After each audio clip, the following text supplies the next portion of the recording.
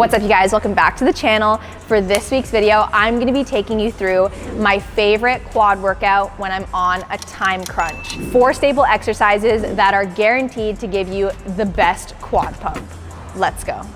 All right, guys, starting off with exercise number 1, of course, it's going to be a compound movement, and I have chosen barbell squats. If you're on a time crunch and you happen to be any fitness level, beginner, intermediate, or advanced, a barbell squat as your first compound movement to target the quads is going to be chef's kiss. So let's run through the barbell squat and how we can make it more of a quad focused movement versus a barbell squat that targets a little bit more of your glutes. I'm already a quad dominant individual, so any kind of leg day exercise that I do, my quads kind of take higher impact on it to begin with, naturally versus my glutes. And then you'll see other athletes and fitness influencers that are more glute dominant, where they have to work extra hard to target their quads in the movement because their glutes take it better. I'm the opposite. My quads take it better. I have to work extra hard with mind muscle connection and certain tweaks to my exercises for my glutes to take it better. So naturally, a barbell squat will actually just normally target my quads really well to begin with, but I will show you, if you do happen to be more of a glute dominant person, how to barbell squat so that it really is more of a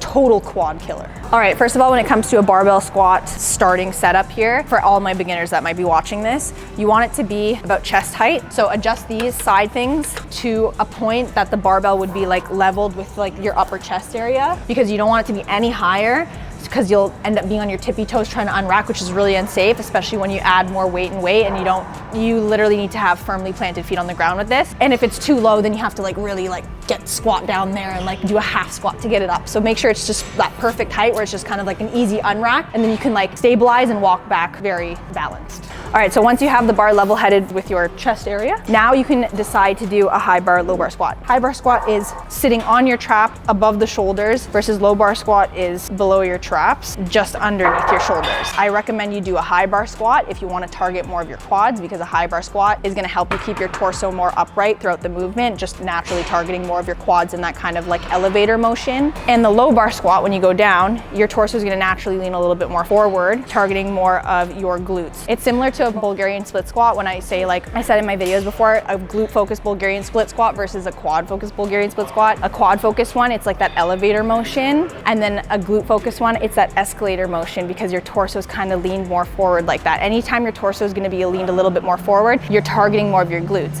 Now, because this is a quad focused workout and we're trying to target our quads to the max, we're going to do a high bar squat, which is going to sit above your traps on top of your shoulders to keep your torso as upright as possible.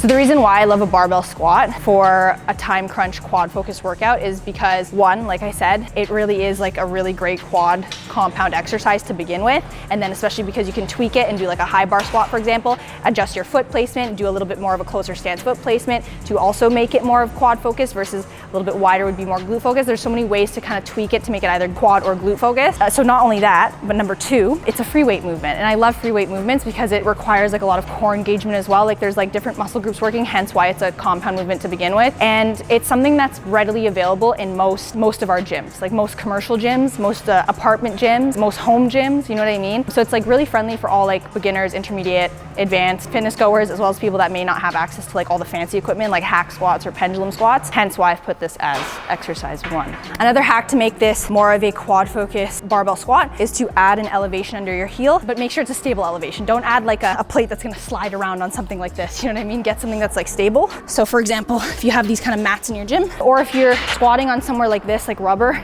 you can put a plate because it won't slide around. So just make sure it's stable. Add one of these, just a slight elevation like that, about 1 to 2 inches, and step on it with your heels.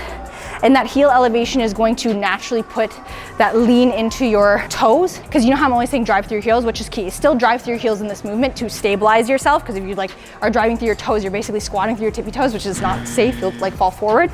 So still drive through your heels even though your heels are elevated, but that heel elevation is naturally going to put more of the weight focus into your toes, which is going to crawl up the front of your calves and make it a more quad focused movement. So anything heel elevated will add that more of like a quad focus, concentrated element to the movement, you know what I mean? So going down like this, you'll just naturally feel that way more in your quads. Even though you're driving through your heels, because the weight, your heels are elevated, you're leaning more forward and your quads are taking it way more. Like even just that, I have no weight here right now, and you can see the whole teardrop in my quad here and how it's like completely tensed because I'm on a heel elevation, squatting down and going up. And the other benefit to it, I mentioned it before in other videos, is having a heel elevation is great if you struggle with like a butt wink when you go down, where you're like your bum kind of winks when you go down, and to help stabilize your feet. Like if you find your heels lift off the ground and you have poor ankle mobility, heel elevation will also help with that. So you're kind of getting the best of three worlds there. You're gonna kind of fix your butt wink, prevent your ankles from lifting off the ground, and you're making it more of a quad focused movement.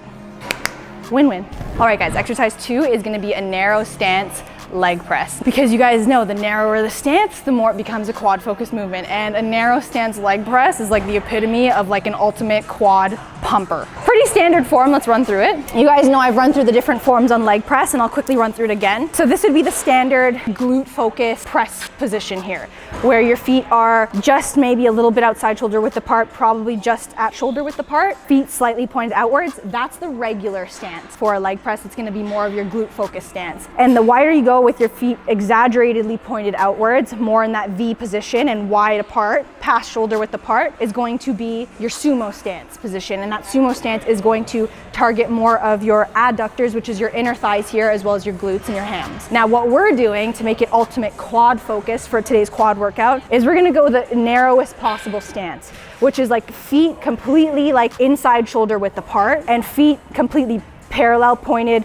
toes pointed vertical directly to the ceiling. So there's no kind of like out little bit of a toe pointed outward motion in this, like completely vertical, like straight pointed upwards toward the ceiling, like a straight arrow, and completely inside shoulder width apart. So narrow stance. And that narrow stance is going to make it completely quad focused. Now you don't want to be too high up on the platform either. This is key, because the higher up you are, the more it's going to target your hams and glutes. Just naturally, it's going to put more target into your heels and then climb up the back of your hamstrings and glutes. You want to actually come down to tweak it to make it even that step further and maximize the quad gains, is take your feet from a little bit up higher and come down a little bit lower when you're pressing, to put more of that movement and weight and strain more into like the front here versus your heels, so that it kind of climbs up here and then targets your quads. Let's run through it.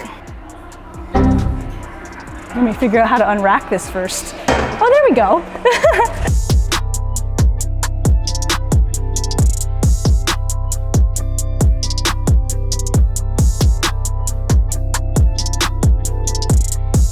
All right guys, exercise 3, second last exercise of today's time crunch quad workout. We're gonna be doing heel elevated goblet squats. This is hands down one of my favorite quad focused exercises like ever. Even though I rarely hit just like quad only focused leg days, you guys know this. If anything, it's like glute focused leg days or just full on like well-rounded leg days. This one always definitely makes it in one of my glute workouts, because I do 2 glute workouts per week, 2 leg days per week.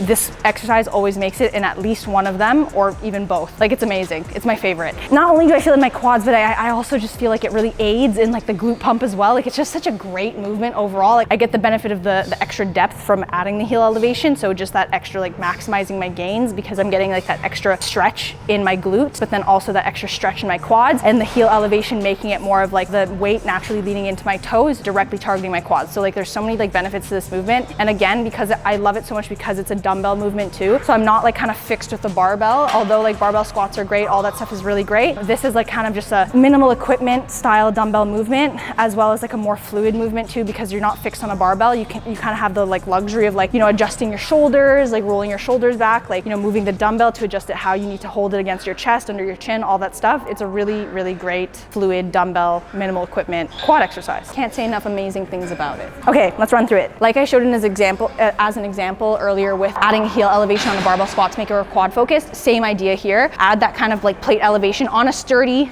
area like this. You see how these are like rubber material, so that's why I put the plate, because it's not going to slide around on me, right? If it's on like hardwood, use something else, but because it's rubber, I'm using a plate, and look, it like barely moves.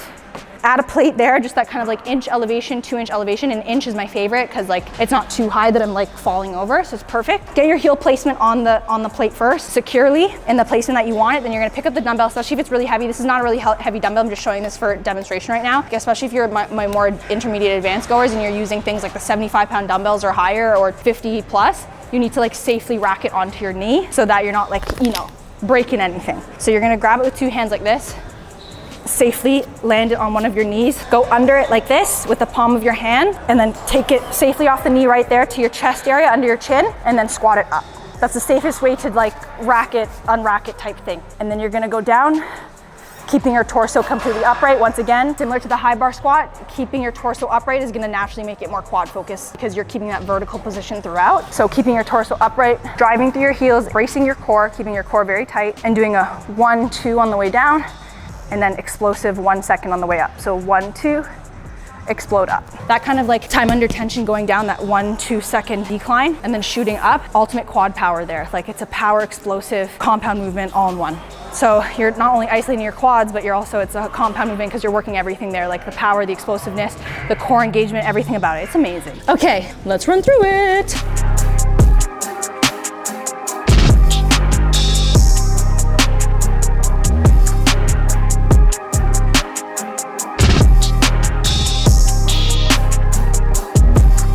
All right guys, for our last, final, and 4th exercise of today's quad time crunch workout is going to be 3 sets or 4 sets, up to you. It depends how much time crunch you have, but 3 to 4 sets of single leg quad extensions per side. And we have our fancy dancy machine here that allows us to do the single leg quad press. So if you don't happen to have a not quad press, I said quad press, right? Quad extension. If you don't happen to have a quad extension machine at your gym that you can do it individually, like 1 leg at a time, then just use a regular quad extension machine at your gym, the one that's double leg, and just like rep it out 10 to 15 reps, like a medium heavy weight, and just like get it out for 15 reps. Fire, so good. Standard form here, like in a quad extension, your typical quad extension, adjust it to how you need to according to your height, you know, all that stuff, like all the little like knickknacks around it. Remember, I always say like to firmly grab the little bars here at the side to like plant and squeeze your glutes into the seat, to firmly like squeeze it into the seat so that you're like planted and not lifting your bum off the chair while you're doing the quad extension, to really help you isolate your quad even more and just solely focus mind muscle connection on that movement with your single leg or double leg, depending on what you're doing. So really make use of the bars at the side of the quad extension machine. Grab and pull yourself into the seat firmly so that you can just isolate the quad without moving around or lifting your butt off the seat, especially if you're doing a heavier weight. You'll need to really be planted into the seat just to isolate your quad, 1 at a time. And again, with this movement, you want to do explode up and then 1, 2, or 2 to 3 second release on the way down.